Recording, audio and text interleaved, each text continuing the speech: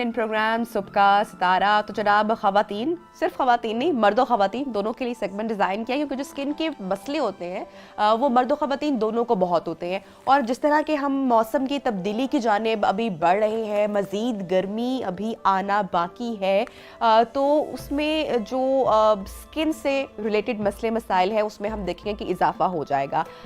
इन तमाम बातों पर आज डिस्कशन करने के लिए हमारे साथ जनाब एक्सपर्ट मौजूद हैं। डॉक्टर आतिफ कासमी अक्सर हमारे शो पर आते हैं और बहुत अच्छी हमें टिप्स देकर जाते हैं अबाउट स्किन केयर प्रोसीजर्स के हवाले से, और हम कैसे अपने स्किन का नेचुरली ख्याल रख सकते हैं। तो आज हम इनसे तमाम बातें करेंगे। अस्सलाम वालेकुम एंड वेरी गुड मॉर्निंग। वालेकुम अस्सलाम जी, गुड मॉर्निंग।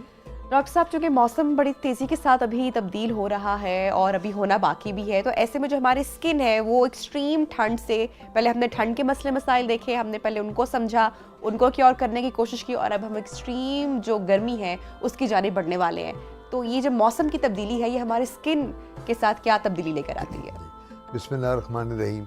सबसे बड़ी बात तो ये है कि skin is the largest organ of the body. सबसे बड़ा ऑर्गन जो है वो स्किन का है। अगर आप देखें सर से पाँव तक स्किन ही स्किन है, और जो स्किन ऑफ द फेस है इसको कहते हैं is the passport to the society. जिस शख्स ने देखना है, चेहरे को देख के आपको बताना है स्किन को कि जी इसको चेहरे पे डिप्रेशन में है, खुशी में है, चेहरा जिस तरह होगा। अच्छी स्किन अगर ग्लोइंग स्किन होगी तो उससे पता चलेगा कि आपको कोई बहुत स्ट्रेस नहीं है, एंग्जाइटी नहीं है। अगर आपकी स्किन बड़ी ढलकी हुई होगी, स्किन पे रिंकल्स होंगे, झुर्रियाँ होंगी, तो इसका मतलब ये है कि आप बहुत डिप्रेशन का शिकार हैं, या आप लोग बहुत ओवर ये मेकअप कॉस्मेटिक्स को यूज़ करती हैं, मेकअप जिसके बाद चेहरा ऐसा ख़राब होता है। तो एक जो स्किन डिजीज़ हैं वो मल्टीपल हैं जो हम देखते हैं। जो सबसे बड़ी बात है, जब सर्दी से गर्मी आती है, सर्दियों में स्किन रहती है ड्राई, गर्मियों में फिर क्योंकि पानी का इंटेक ज़्यादा हो जाता है, लेकिन स्वेटिंग भी बहुत होती है, पसीना आता है, इस वजह से फिर ये होता है कि उसकी बीमारियां डिफरेंट होती हैं। गर्मियों में स्किन में हमारी जो ग्लैंड्स होते हैं वो हमारे क्लॉग हो जाते हैं, बंद हो जाते हैं, उसकी वजह से एक्ने निकलनी शुरू हो जाती है, जिसे पिंपल्स भी कहते हैं। फिर हमें एक्जिमा आ जाता है जिसको चंबल कहते हैं उर्दू में।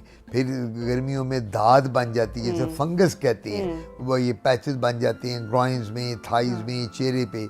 उसके अलावा ये फॉलिकुलाइटिस जो पीप वाले दाने हैं वो निकल आते हैं।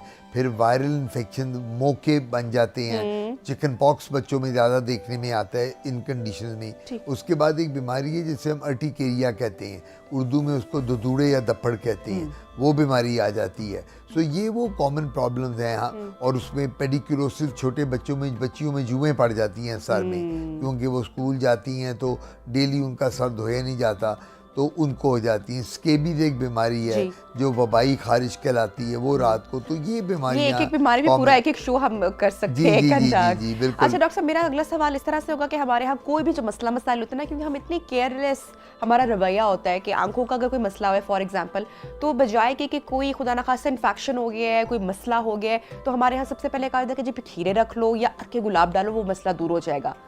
देसी टोटकों की तरफ हम पहले जा रहे होते हैं। इसी तरह स्किन से जो भी मसले मसाइल जुड़े हुए हैं, वो डॉक्टर के पास, एक्सपर्ट के पास हम तब जाएंगे जब बर्दाश्त से बाहर हो गए। वो कहेंगे जी सरसों का तेल लगा लो, फलाना तेल लगा लो, इसको वो कर लो, ये कर लो, साबुन से ना करो वॉश। तो ये तो बड़ी परेशानी की बात है। देखिए, बात सबसे बड़ी ये है कि हर शख्स को अल्लाह ने डिफरेंट स्किन दी है।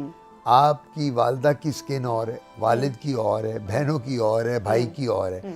हम लोगों की किसी की भी स्किन एक जैसी नहीं होती। ये बात एक याद रखनी है।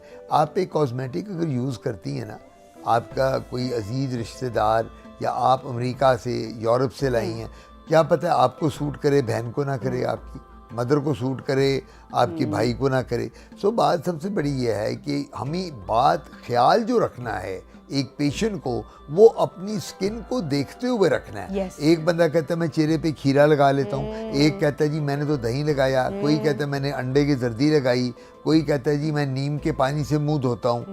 द पॉइंट इज, ये जितने देसी टोटके हैं, जितनी हर्बल प्रेपरेशन है, कुछ लोगों को तो सूट करती हैं, लेकिन मेजॉरिटी में लोगों को ये रिएक्ट करती हैं। आप ये बातें जो बता रही हैं ये तब बातें होती थी जब हमारी नानियाँ दादियाँ जिंदा थी। डॉक्टर साहब अभी भी होती हैं। अभी नहीं, वो उन्होंने उस ज़माने में पहले क्यों की, इस वहाँ साइंटिफिक रिसर्च इतनी थी नहीं थी कि जो प्रोडक्ट्स अवेलेबल हों और जो हम वो ऑन द काउंटर लिख के दें और आप मार्केट से लें। तो वो देसी टोटके करते थे, चलो जी मेहंदी लगा लो, मेहंदी से ठंड, हाथ और पाँव ठंडे हो जाते हैं। नबी पाक सल्लल्लाहु अलैहि वसल्लम के ज़माने में 1500 साल पहले हमारे साहबा और नबी मेहंदी हाथ और पाँव पे लगाते थे। आपको पता है वो क्यों लगाते थे? सब्ज़ मेहंदी, आज की नहीं, ये जो 2 नंबर मेहंदी है वो नहीं, प्योर पत्ते वाली। वो मेहंदी एंटी फंगल है, एंटी बैक्टीरियल है और एंटी वायरल है। यानी उस मेहंदी का फंक्शन था वो हाथ और पाँव को ठंडा रखती थी। और वो लोग जो नबी पाक हमारे थे वो डेजर्ट्स में रहते थे उस वक्त, सहराओं में सारे सहाबा, तो उस ज़माने में तो क्रीमें और लोशन और ऑइंटमेंट नहीं थी। ये तब की चीज़ें चल रही हैं जिनकी अफादियत या जिनकी एफिकेसी अब भी है। लेकिन एक शख्स मुझे आके कहता है जी मुझे तो मेहंदी से रिएक्शन हो जाता है। एक शख्स कहता है कि जी मैं तो अगर मेहंदी को हाथ लगा लूँ तो मुझे चेहरे पे और बॉडी पे दाने बनने शुरू हो जाते हैं। सो द पॉइंट इज कि जो भी प्रॉब्लम है हमें देखना है उसकी अंडरलाइंग कॉज क्या है, ठीक, और फिर हमने उस चीज़ को अवॉइड कर। ठीक।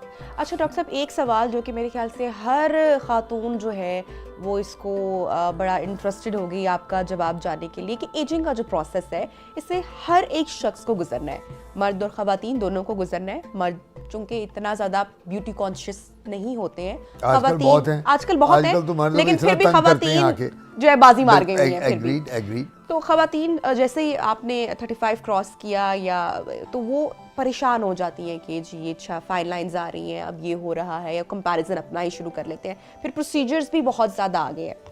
उन प्रोसीजर्स पर जाने से पहले मैं आपसे जानना चाहूँगी कि is there any natural way कि हम इस प्रोसेस को स्लो डाउन कर सकें? बिल्कुल है। देखिए बात याद रखें, अंग्रेजी का एक लफ्ज़ है जेनेटिक, उर्दू में कहते हैं मौरूसी। क्या मतलब? आपकी शक्ल है, कोई कहता है यार ये तो अपनी मदर की तरह लगती है, कोई कहता है अपनी खाला की तरह है, कोई कहता है अपनी पप्पो की तरह है। क्या रीज़न है? जीन्स में आया ना, हमारी डीएनए में। इसी तरह जो प्री मेच्योर एजिंग है और जो ये स्किन हमारी जल्दी सैग और लूज हो जाती है, इसका एक रीज़न जेनेटिक भी है। एक रीज़न लेट्स से आप कहती हैं डॉक्टर साहब मेरी मदर जो थी वो 35-40 पे उनकी झुर्रियाँ पड़ गई, डॉक्टर साहब मुझे भी पड़ रही हैं। इसका क्या मतलब? आपकी जीन में आया। नंबर 2, अगर आपकी मदर ठीक है, आप क्या करती हैं? आप अब लेट्स से शोबिज़ में हैं, अब आपने आके कॉस्मेटिक्स भी यूज़ करनी है, इन लाइटों में भी आपने बैठना है, आपने कॉस्मेटिक्स डेली यूज़ करनी है। अब होगा ये कि जो वेयर एंड टेयर स्किन का हो रहा है उन कॉस्मेटिक्स के साथ, और जब ये लाइट्स होती हैं जिनमें आप बैठती हैं, ये लाइट्स जब इंटरेक्ट करती हैं तो वो भी आपका स्किन का वेयर एंड टेयर करेंगी, उसमें भी प्री मेच्योर एजिंग आ जाएगी। Number 3, crash dieting. अब आपकी उम्र की औरतें, ख़वातीन जो हैं, अगर एक औरत मैरिड है, उसका 1 आधा 2 बच्चे हैं, वो कहती है जी मुझे तो वैसी लगनी चाहिए जिस तरह मैं शादी से पहले थी। वो तो इम्पॉसिबल है ना। हाँ। जी तो वो क्या करती है जब आप क्रैश डाइटिंग क्या करती है? क्रैश डाइटिंग का सबसे बड़ा इफेक्ट जो होता है वो फेस पे आता है, बॉडी पे। मेरे पास बड़ी औरतें आती है, डॉक्टर आतिफ मैं तो मर गई हूँ डाइटिंग कर कर के, जिम जाके, ये तो मेरी बॉडी वैसी की वैसी है, चेहरा मेरा उतर गया, मेरे तो हल्के पड़ गए हैं, मेरी तो लाइंस बड़ी बन गई हैं, मेरे तो माथे में मेरे बाल गिरने लग गए हैं, मैं तो गंजी होती जा रही हूँ।